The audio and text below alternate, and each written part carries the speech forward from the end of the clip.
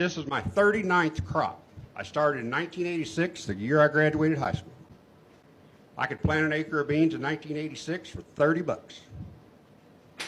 It irritates me that you don't have the guts to acknowledge that the people do not pay the tariffs. I don't care if it's John Deere, Case, Caterpillar, all that stuff is outsourced overseas. And the guy that pays it is the guy that purchases it. I can buy a bearing for a combine, and it's made in Taiwan, or who knows where. Parts have over doubled in the last year, if you can get them. The dealer at Marshall has a backlog for almost 4 months because they can't get parts because of Trump's stupid tariffs. I think agriculture has taken a heck of a hit on a lot of misinformation, and he is not helping the farmer. I mean, we farm about 3,500 acres. We are going to be so far in the red. When are you going to stand up for us instead of kissing his ass for these trade deals? And the tariffs. More so the tariffs than the trade. Hi everyone. Thank you guys for watching me from everywhere.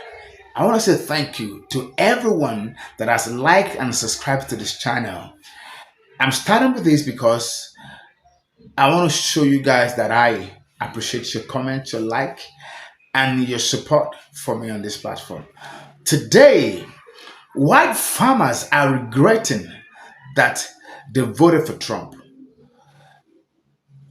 You know, a conference was held recently and all the farmers were gathered at the conference room and they began to confront the congressman, their district representative, and they began to tell him that their interests are not being represented well, and that is why Trump's administration has been increasing tariffs, and those guys representing them, they're not going against it. That they expected that those guys will go against everything that is militating against the growth of farmers. And of course, they gave it to the congressman and they were like, this is the poorest representative they've ever had. And now the question is, when the one that voted for Trump? Well, let me not go deeper into this discussion because I have a lot to unpack, and I want us to watch these videos. Let this video speak for itself, and when I get back, we'll discuss. Credits are given to all content in this video. Don't go nowhere. I'll be right back. 800,000 jobs at risk in Lansing, Michigan.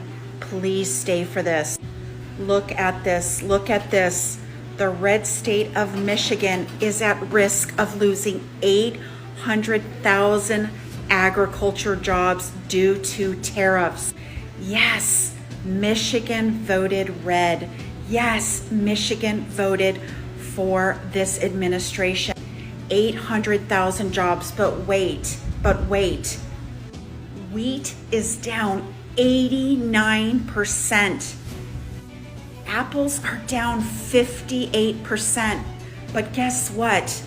That means higher cost for consumers, meaning you and me. 800,000 jobs. Do you understand how catastrophic this could be to agriculture, to the food supply chain, to the economy? Tariffs are devastating this economy, and the Supreme Court is not due to hear until November. And the way that they are leaning is not good for the USA. Will this be number 7 bankruptcy? Drop a comment. So I'm in the car, stuck in traffic, and I thought I would just take a moment to explain why your beef prices are getting higher, even if you're buying U.S.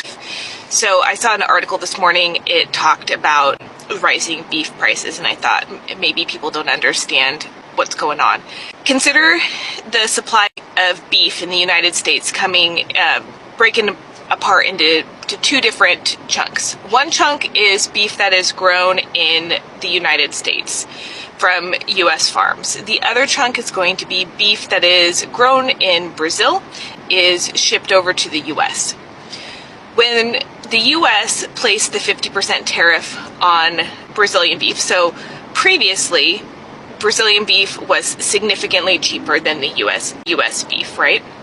And you had price-sensitive companies and individuals purchasing Brazilian-grown beef.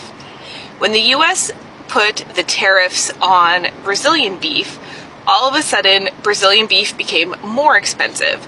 So this significant chunk of demand is going to shift over to the U.S. grown beef. Now, what's happening then is that U.S. grown beef is, the supply has not changed, only as demand increases, it pushes price up, and it's going to continue to push price up until either A, supply changes and there's more supply, or B, the price becomes equal to the price of Brazilian grown beef, at which point somebody can choose which one they want to. So that's why it's driving prices upward.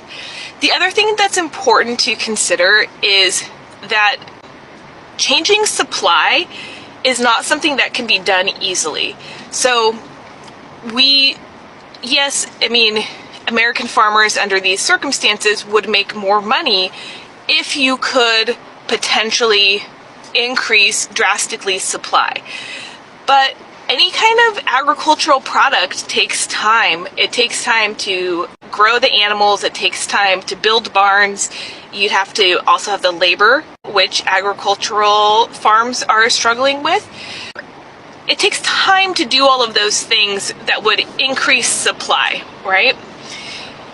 The other thing is that right now, all of the inputs for agricultural products, anything in the United States, is heavily tariffed. This is a big no if you want to use tariffs to encourage manufacturing or economic development. You never should tariff the inputs, right? Because you don't want to make it more expensive to produce something in the United States. It disincentivizes production. Well, it's the same way in agriculture right now.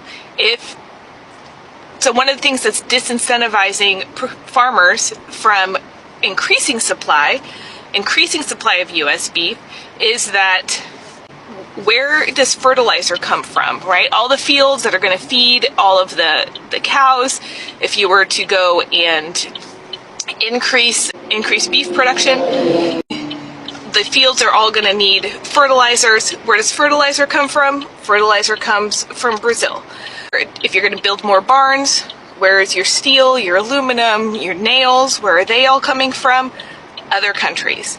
All of that is being tariffed. So that's an economic disincentive for an increase in supply and production. The other thing is that there's no telling when these tariffs will come off, and the unpredictability is also an economic disincentive. Tomorrow, they could go and remove the tariffs from Brazil. As a farmer, you don't want to invest a whole bunch into production, into increasing your ability to produce beef, if tomorrow all of the tariffs on Brazil could be resolved. Maybe they free Bolsonaro.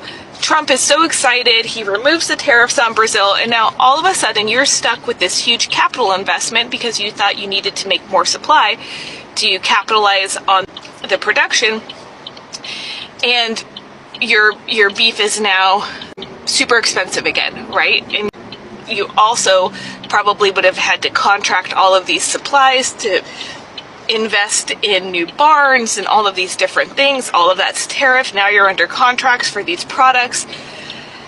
So everybody's going to be really, really cautious about increasing production and supplies. It's too risky right now.